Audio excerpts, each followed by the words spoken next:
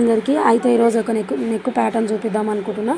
అయితే మామూలుగా canvas paper తీసుకొని దానిపైన నేను కుట్టాలనుకున్న డిజైన్ని గీసుకున్న తర్వాత మొత్తం ఒక 1 ఇంచ్ మందం విడిచిపెట్టుకొని ఎక్స్ట్రా ఉన్న పేపర్ని అంతా కట్ చేసుకోవాలి.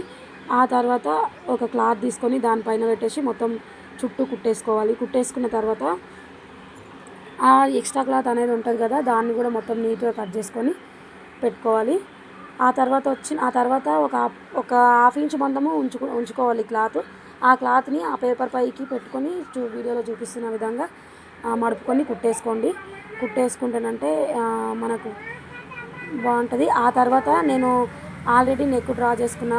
దీనికి వచ్చేసరికి నేను చిన్నగా బాల్స్ పెడదాం అనుకుంటున్నా, బాదం షేప్ మధ్యలో. అయితే ఆ బాల్స్ పెడదాం అనుకున్నా, అట్లని బాల్స్ స్టిచ్ చేసుకుంటున్నాను నీట్గా. అయితే మనకు మామూలుగా బాల్స్ పెట్టినప్పుడు ఎక్స్ట్రా క్లాత్ అనేది ఉంటుంది కదా, అది లోపల సైడ్ రాకుండా చూసుకోవాలి చుట్టూ. అయితే ఇప్పుడు చూపిస్తున్న విధంగా కరెక్ట్ మిడిల్ మెయిన్ క్లాత్కి, ఇప్పుడు మనం నెక్ ప్యాటర్న్కి కొంచెం మిడిల్ చూసుకొని దాన్ని కరెక్ట్ క్లాత్ జరగకుండా నీట్గా కుట్టేసుకోండి. అట్లా కుట్టేసుకుంటేనంటే మనకు క్లాత్ మన డిజైన్ అనేది పక్కకు జరగకుండా నీట్గా వస్తుంది. ఆ తర్వాత వచ్చి మొత్తం నీట్గా కుట్టేసుకొని రావాలి.